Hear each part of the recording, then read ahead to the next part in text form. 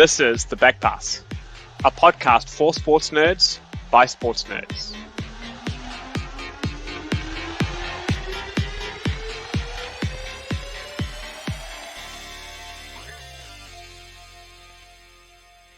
This week, The Back Pass is joined by former Australian handball captain Tomek. We'll be having a conversation with Tomek about the state of handball in Australia and New Zealand and everything there is to know about handball. All that and more coming right up.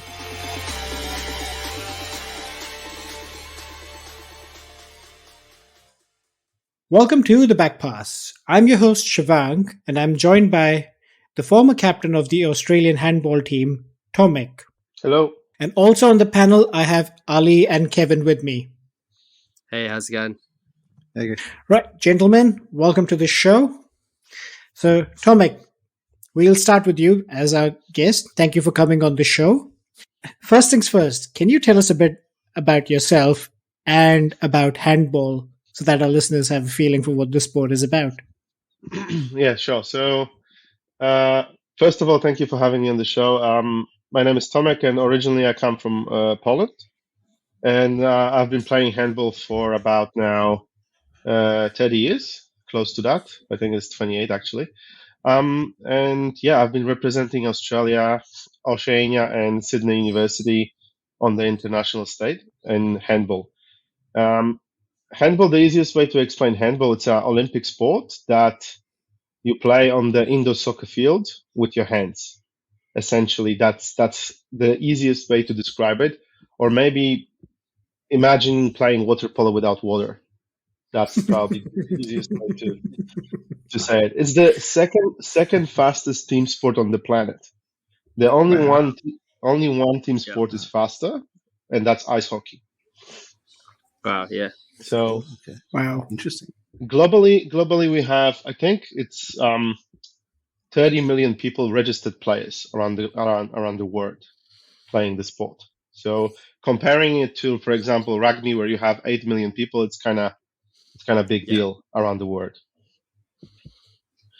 So which countries, Tomek, predominantly play handball then?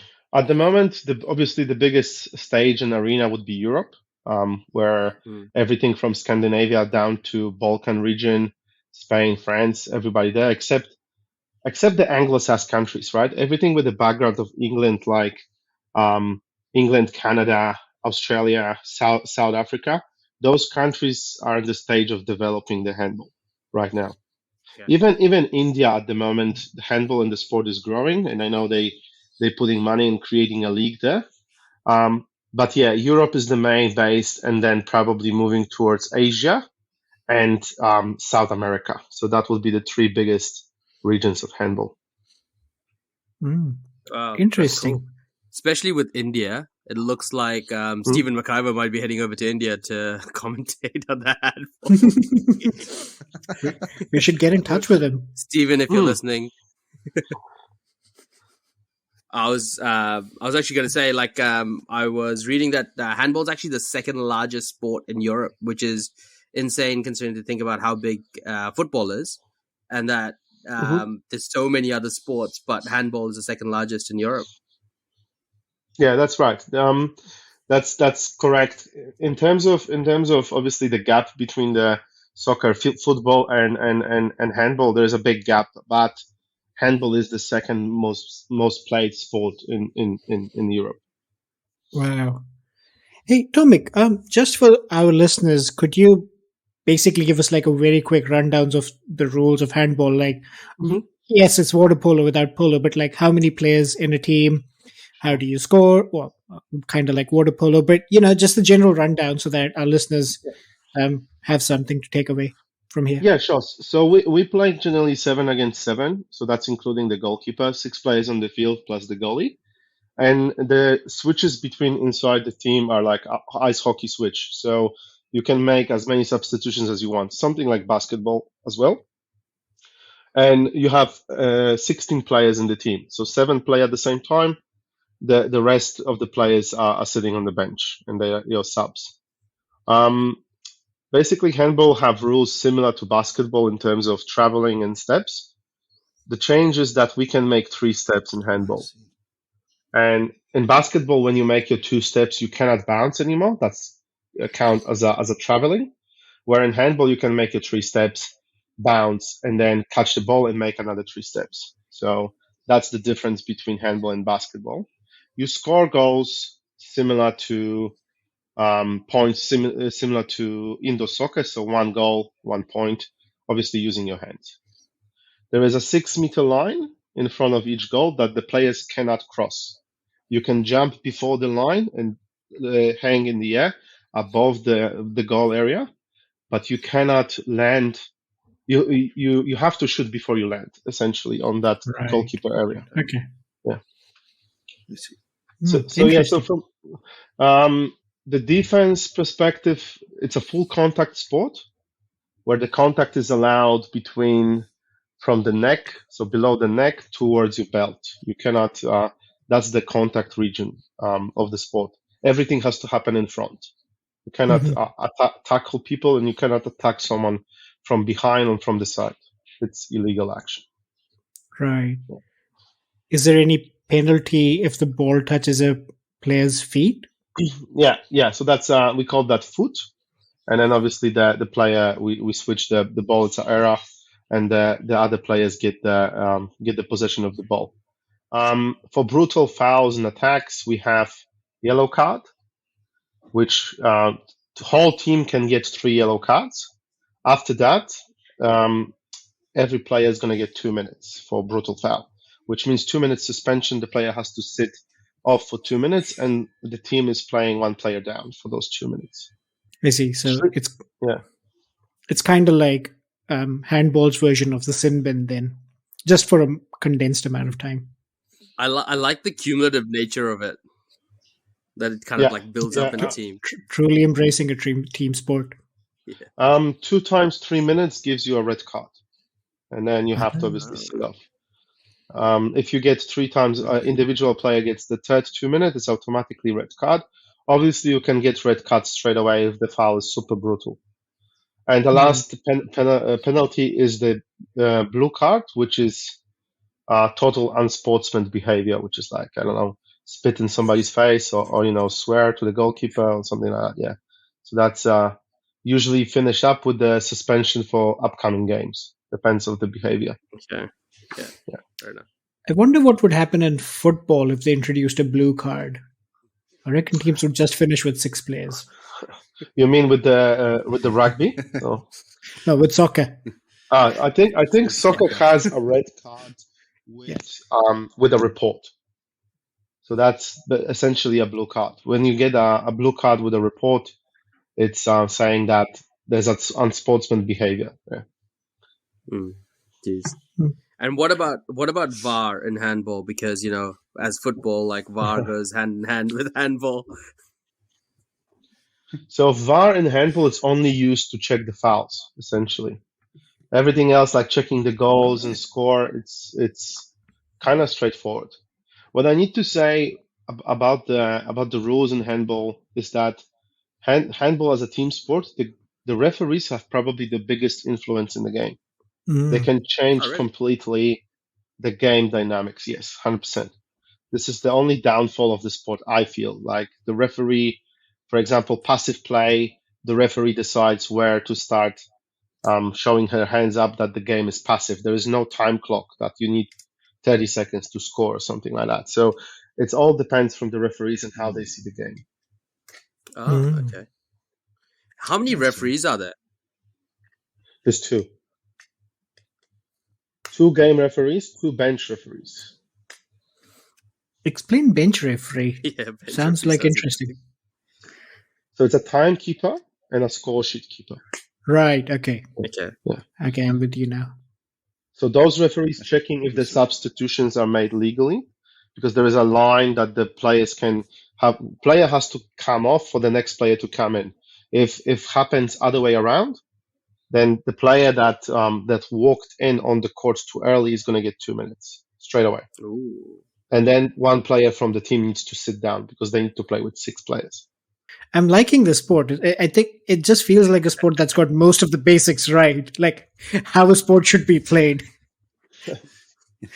It's definitely, if you didn't seen it before, I'm definitely suggesting of watching final of the Champions League game from this year, where my essentially hometown Kielce was playing against a team from Barcelona. So it was a really good game. It finished with the penalties. So Oh wow, okay. Oh yeah, how do penalties work in this sport? Like, do you just run up and chuck the ball in? no, so you have 3 lines. Essentially, there's 4 lines in the on each side of the field next to the goal. So you have a 6-meter line, which is that semicircle where you cannot cross. There is a 4-meter line, which is just in front of the goal. It's the small line. This line shows where the goalkeeper can come out the furthest for the penalty. There is a 9-meter line, which is a dotted line just outside the semicircle, and that's a foul line. So everything that happens between 9 and 6 meters, a foul, always going to get pushed out to that dotted line. And between the dotted line, so 9 meters and 6 meters, there's a 7-meter line, which is a penalty line. So the player put the foot down on before in front of that line, can't cross the line, and one foot has to be always on the ground while shooting the penalty. So you cannot jump and shoot. It needs to be on the ground. But you can jump to build up some momentum and then land and then throw. No. After the whistle, the referee whistles ready. You have 3 seconds for the ball to be released from your hand to shoot. Oh, okay. So you can mark it. So that's all about body strength. Yeah, it's all body strength. Yeah. Yeah. Okay. Oh, you can play trick, right? You can play So tricks with the goal. It depends accuracy and stuff like that. Yeah. I've seen some videos on YouTube wherein somebody jumps to throw, but before they actually throw the ball with their full force, they basically roll their hand and do an underarm throw while the keeper's already got his arms up to try and block a high shot. Yeah, that's right. So it's a trick shot. It's a spin shot. Depends. There's many different shots and options in handball. So yeah, there's a lob shot. There is a wrist shot where you're releasing only the ball from your wrist. You break the wrist, or you can just spin the wrist around where the ball goes way behind the goalkeeper and just sort of gets inside the goal with a curve, like a spin shot in football, I guess. So what's the Yeah. right? So what's the ball made out of, and how big is it? The ball material is a bit of similar to soccer, I guess, but it's maybe better describe volleyball because of the grip. It's not as slippery as a soccer ball. Right. And the size is, if the soccer ball is number 5, I think that's the regular size. Male handball, it's number 3, so 2 sizes smaller. Okay. Yeah. And then female handball, it's number 2, so smaller than male by 1 size. And then junior handball is number 1. A kids handball, sorry, not junior. Junior plays number 2. Yeah. Okay. And we use sticky to play, by the way. Yeah. What's that? What's sticky? So we use resin. Yeah. Because It used to be popular in American football, but I think it got banned. So it's very popular in pole vaulting. I was just about to ask if you wear gloves or something, or if they're allowed or not. Yeah. So okay, sticky or resin kind of actually answers that question nicely. Yeah.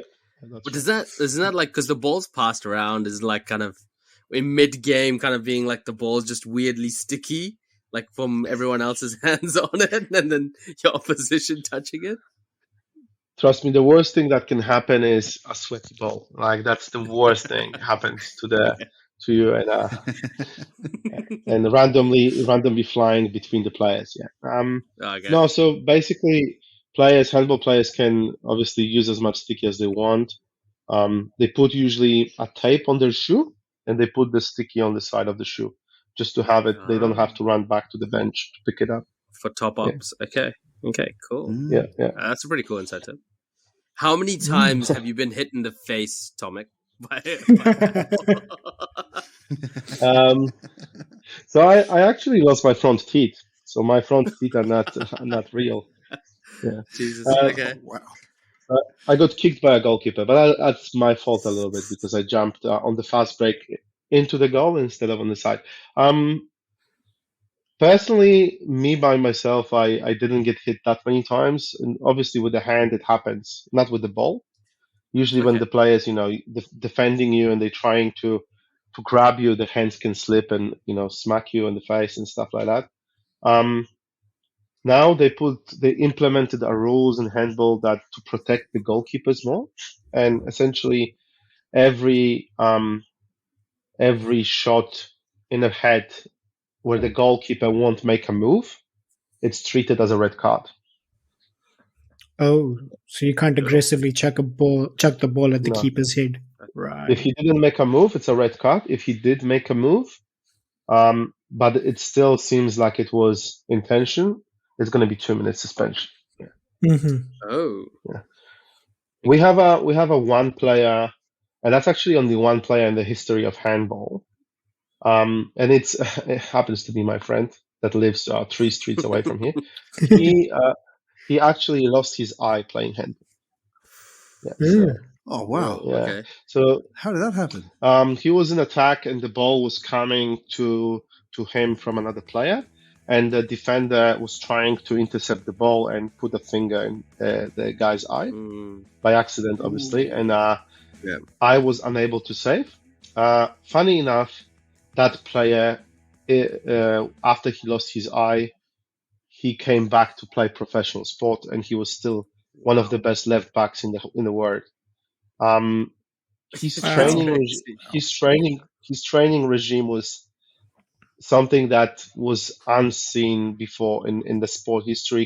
He basically, because of one eye, he didn't have a depth. He doesn't feel the depth of the room, right? Right. So his training was based with a green tennis ball hanging off the ceiling in a green room, just to try to catch the ball, to feel the depth. And he still got a bronze medal in the World Championship, and he still went 2 times to Olympics after the accident. So he's a legend. Wow. Yeah. For sure. That, yeah. That's insane. So you mentioned before that like majority of the handball is played in Europe. So which teams are the most dominant? Like who wins? I guess who's the most prominent international team? So in terms of the international, in terms of like nationalities, probably teams like France, Spain, all the Scandinavian countries like Sweden, Denmark, Norway, all of those countries are dominant. But then you also have teams like Slavic teams like Poland, I would say Slovenia, Hungary. All of those teams are obviously quite strong as well. Balkan countries like Serbia, Croatia. The history of handball is just so it's a tradition. It's not even a sport. It's a tradition there. And then you have the strongest league in the world, which is German league, Bundesliga. Wow. So all of those countries, outside of that sort of zone, I would take out, as I mentioned before, England. I would take out Italy at the moment and probably Greece. Those teams, those countries are still developing the sport. And who would you say would be the best players right now, world over, in handball? Like, if somebody's trying to get into handball, which players' tapes should they be watching to get an idea for how the very best of the best play the sport? So I could probably give you like the top. For me, the top 5 players would be on the left wing would be like Uwe Gensheimer from Germany, Nikola Karabatic from France. Then you have Danish players like Mikkel Hansen. Then I want to think about Poland. You have Kamil Sypszak on the pivot position. Goalkeeper probably Andreas Wolf or Niklas Landin. So German, Danish. Those kind of players probably at the moment. Yeah. And of course, there's Tomek Szklarski. I wouldn't watch me. Well, we would. We did. We did. Oh, nice. I'd be ever so slightly concerned about you if you started watching your own tapes. Yeah. No, isn't that just good? Like sport? Like, well, yeah, you could watch them too, to self-improve, as long as it's not for vanity. Yeah, then I don't have enough lifetime to improve. Um, I usually go to, so I'm running this program at my daughter's school. I agreed to run this program. I'm mentoring the kids basically to give them a little bit of a bit of idea that having a dreams about their sporting careers or whatever careers they want to take, it's valuable, it's important, and it's valid. So I'm going into schools and I'm showing my trophies, what the handball looks like. I'm running a Dare to Dream clinics with them, and essentially part of that is always a video, right? They usually watch a little bit of handball on the TV screens, and they have a chance to get introduced to the sport. And usually, like I would say, 80% of the time is okay. We watch the best players, but we want to watch you now, and that's the moment I say you can, but I need to go to the bathroom when you're watching. Okay, so that's essentially how it all happened at school. Now, that's an excellent initiative. I'm not going to lie. Like, I truly applaud what you're doing to just give kids the idea that, if you have a dream and it's related with sports, there's no reason why you can't achieve it. Yeah. So yeah, kudos to you. especially like empowering. I'm all about empowering females, empowering young girls, because like I think the sport in Australia and in New Zealand, handball has the biggest chance to grow in a female sort of area, just because there is no alternative except netball. So as an indoor sport, there's only netball. There is a bit of basketball, but it's not at the level that it should be. So I think handball could be a good alternative. And just for everyone listening, and kids included, to make it to the level that you have, you've been a captain for the Australian national team, you're captain of the Sydney University team. What sort of training regimen have you followed, or how much effort goes into getting to the level that you have achieved? Yeah, that's kind of a good question, because my life, I categorize my life in sort of 4 different ways. So obviously it was my junior and kids level. Then would be probably my introduction to the senior world of playing the sport. And then would be my professional career, and at the end would be my career in Australia. So that's sort of 4 different aspects, and each of those categories of those time frames has a different training regime. But probably the one that I really want to talk about is the one when I was a teenager, when that sort of handball became a reality for me, when I was stepping into the senior level. So we're talking about 2 trainings a day. It was usually a training in the gym in the morning, and then a handball training in the afternoon. We're talking about a month before the season camp preparation for the sport, for the league, when the league starts, and that sort of went for about I would say 8 years, something like that, where I was playing in the first league in European countries. And then moving to Australia on the international level. Obviously, handball is not developed in Australia. So we're talking about self-motivation and sort of that, where I want to be, what I want to do with myself. Like, I obviously don't have that much competition, but when I have it, I need to give 100% all the time. So that was, I would say, probably 7, 8 trainings a week, something like that. Wow. Okay. Which is still a lot, but the problem with Australia obviously is the money. So it was a self-funded most of the time sport. So And it's interesting the you biggest. mentioned the money as well, Tomek, because how do you balance that? How do you balance that with like essentially a amateur sport in Australia, right? So you kind of have to self-fund yourself. So you kind of need a job as well. Yeah. So I work, obviously I work full time. I worked full time since I got to Australia. Essentially, there was always a portion of money that will go to handball, and my wife and I, we both know that that's the hobby, and obviously that's where if I have a choice to buy a new car or to go for a tournament, I would go for a tournament. As simple as it is. But thanks to playing internationally with Sydney Uni, especially that sort of help us gather more attention towards the sport and build up some sponsorship. So at the moment, trips from Sydney Uni from the club cost me really.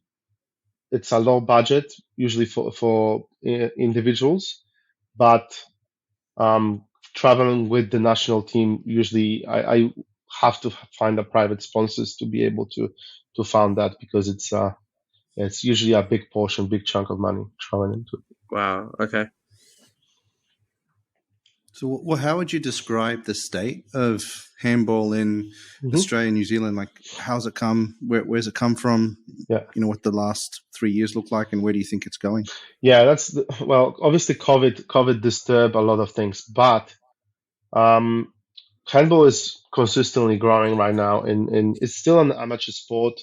It's still sort of on the black hole of handball world, like Australia is at the moment. But because of the Olympics in Brisbane, there's a big funding coming in to grow and help grow the sport. When you look at the perspective right now, you don't have to be let's forget about my age group, right? And people that are 20 right now. They're not going to play at the Olympics. We're looking at kids that are 10 to 15 years old. Those are the kids that are going to play at the Olympics. So this is where the interest should go. This is where the money should come in to help those kids to develop a league for them, create a championships, create a training regime, get involved in high schools. So Sydney Uni, which I represent, has the plan prepared. Everything's in place. We have the plan. We have the coaches that can travel from Europe, and they are super interested to do it and to help grow the sport. We're still waiting for the money. Yeah. Okay. Fair enough. Jeez.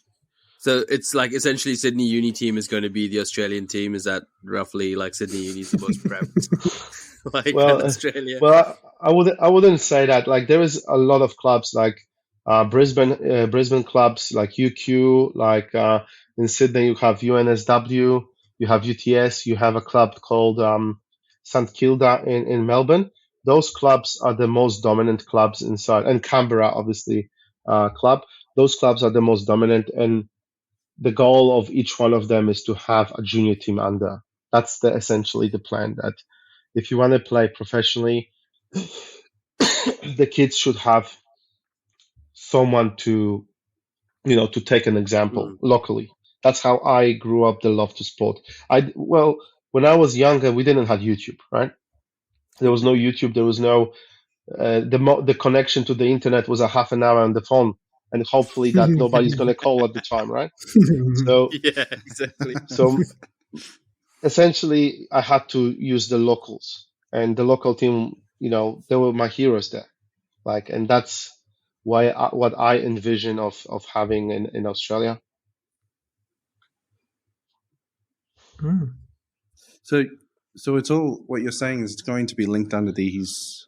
It's kind of like the EPL in that sense, the structure, if you consider it, because most of I guess there's junior soccer, but once they get to that certain age group, they go into that the club system, Liverpool club system, and get developed that way. It's not a bad system. It seems to be working really well for them. Yeah, seems to be working well for you, right? Yeah. We'll see. As I said, it's a matter of months, to be honest with you, about decision how much money is going to come in. I think the International Handball Federation is coming to Australia in September. There is a representation that's going to come in, and they want to discuss the proposals that we have, and essentially, we'll see what's the suggestions. Yeah, cool. Is handball in the Commonwealth Games? No, so that's our biggest problem, right? Because in the Commonwealth Games, if there would be handball, the sudden growth of the sport in Anglo-Saxon countries would triple up. Would triple up, no, for sure. Yeah, for sure. Yeah, fair enough. So there's a bit of snobbery going on. It's just a consistent fight, because if they're going to put handball in the Commonwealth Games, why wouldn't they put other sport, if you know what I'm saying? There is no handball culture in the Anglo-Saxon countries, so why would we put something like that instead of putting something that makes more sense to the culture? So it's tough. Like It's chasing the tough. cheese down the hill. Put that in the That's right. I hesitate to call that a sport, but that's an accident. Well, to be fair, a lot of interesting things have been classified as Olympic sports now, which you wouldn't have called them about, 10 years ago or even 5 years ago. That's right. And you're going to have breakdance in Paris. Right? Exactly. That was the exact example I had in mind. So if breakdancing I'm is really interested in the scoring mechanism there. Yeah. It's going to be like, I guess Is it's going to be like figure skating, right? Figure skating. Yeah, exactly. With figure skating. Yeah, that's what I was thinking. Yeah, figure skating. Yeah. Oh.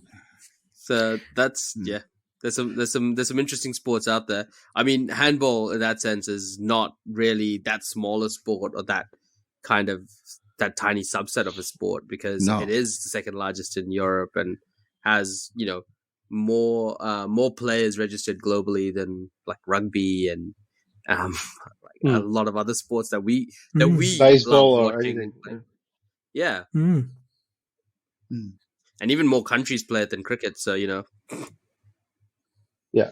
If you go outside of Europe and go to countries like Emirates, Saudi Arabia, Qatar, essentially every suburb there has a hall to play, and and they play handball, and they're one of the biggest Arabic nations to play handball. So I travel regularly on the yearly basis to Middle East and compete over there. So it's massive there. Japan, Korea, all of those countries, handball is massive. Wow. Okay. Interesting. So so you've led the national team before, and you're leading your current Sydney Uni team. So what's that like? Talk us through how that experience has been, and like what's your favorite sporting moment when it comes to that? Cool. So obviously there's two different aspects with the national team. I've been captain since 2015. I recently just retired. It was great. It was great to see people with passion, without anything, without any hesitation, and that we knew from the moment we step on the court that we're not professionals.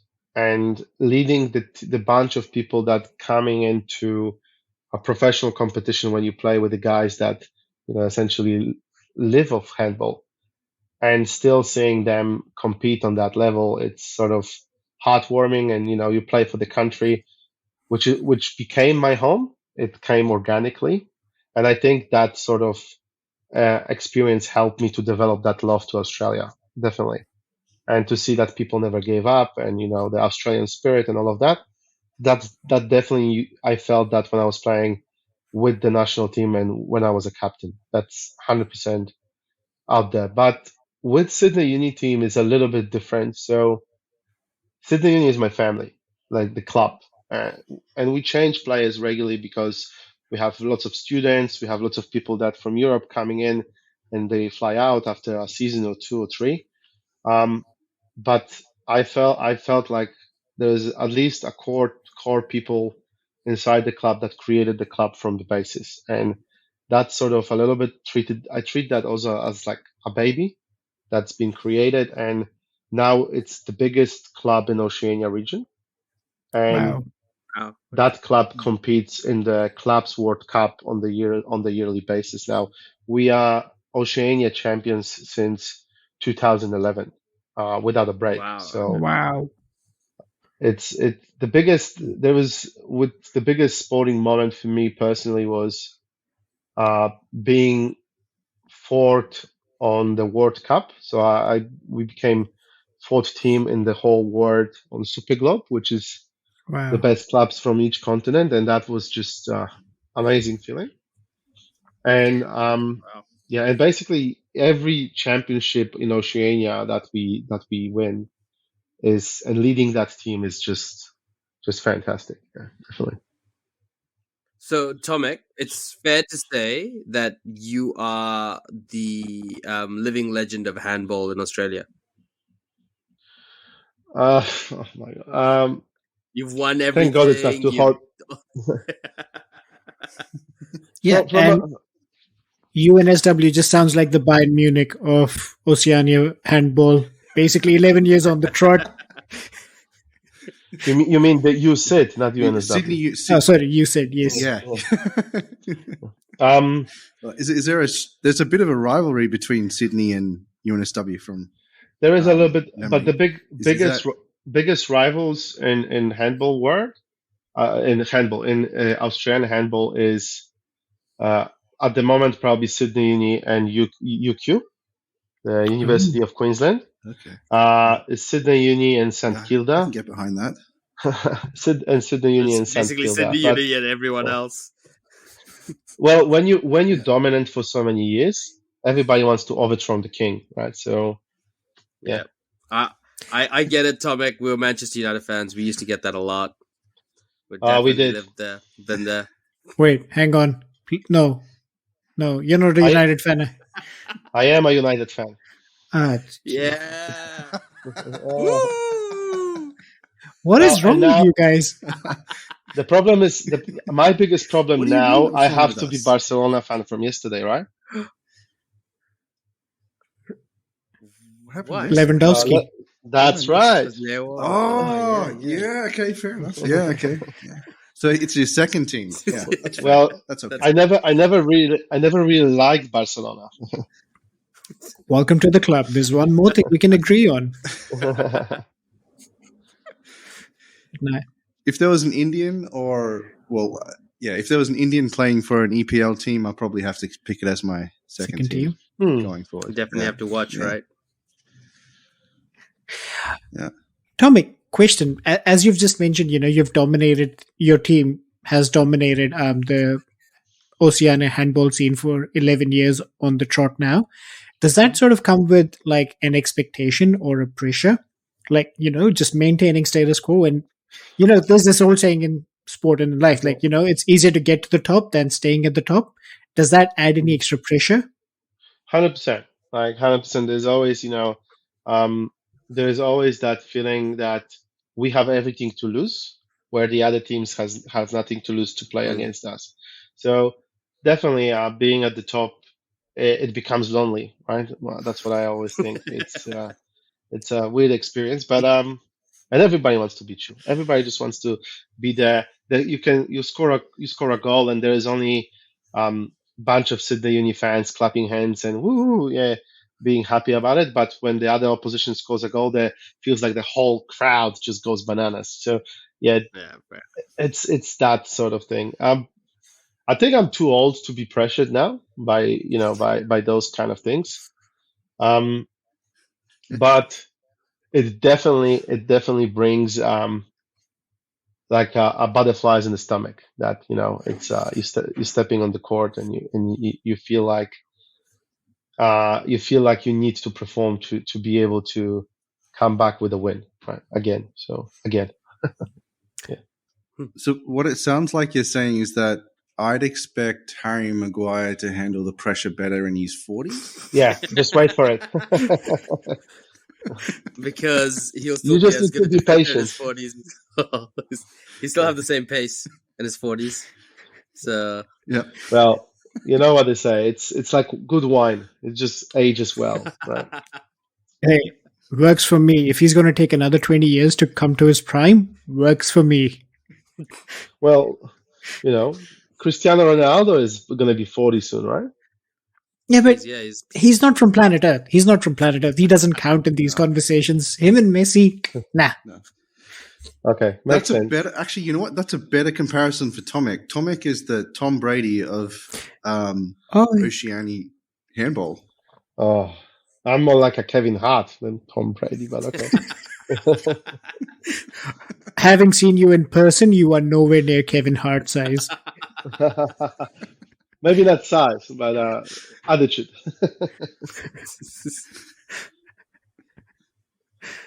Yeah. So definitely to summarize that, it's been a journey, but I'm getting to the level that playing handball and being a captain, it's starting to be a bit burden as well, because I'm a father of two, and sort of moving from a house when I have only two kids to a team when suddenly I have 16 kids.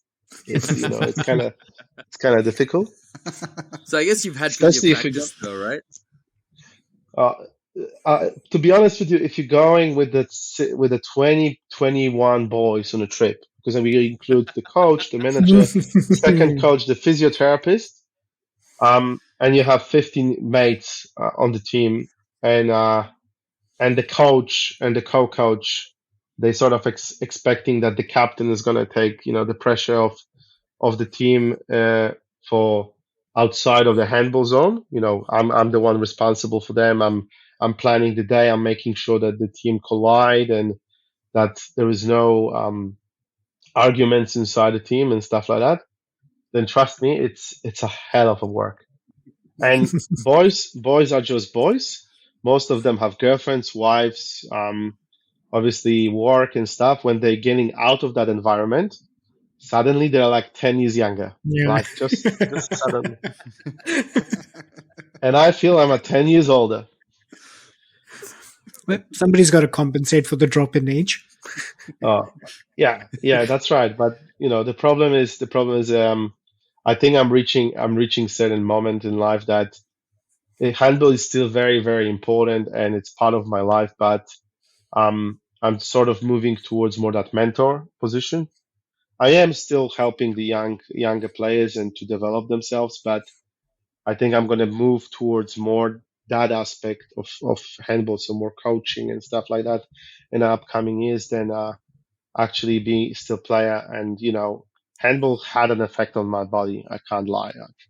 I have multiple injuries. I've been injured many, many times. I got lower back arthritis already. I've got multiple hamstring tears, shoulder is not in right spot. Like all of those things, combined together creates a bit of a Picasso painting. But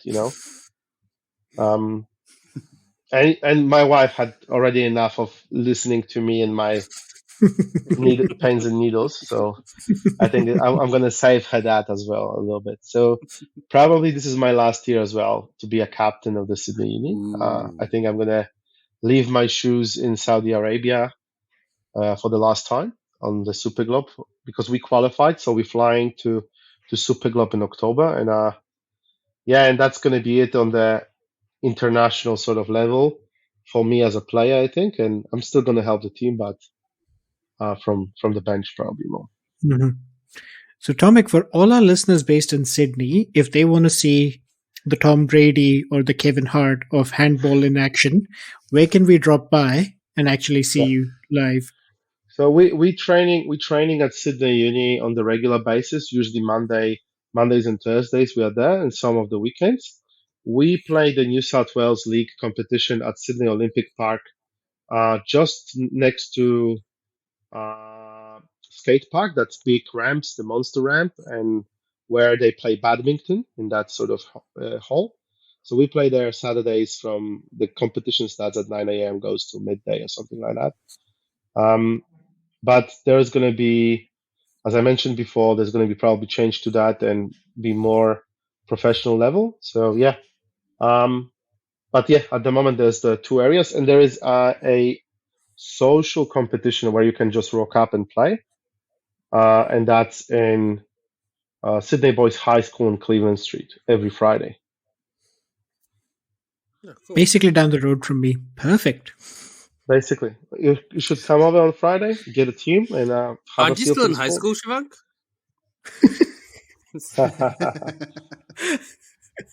Are you saying he's a Kevin Hart size? You've seen me in person. I am Kevin Hart size.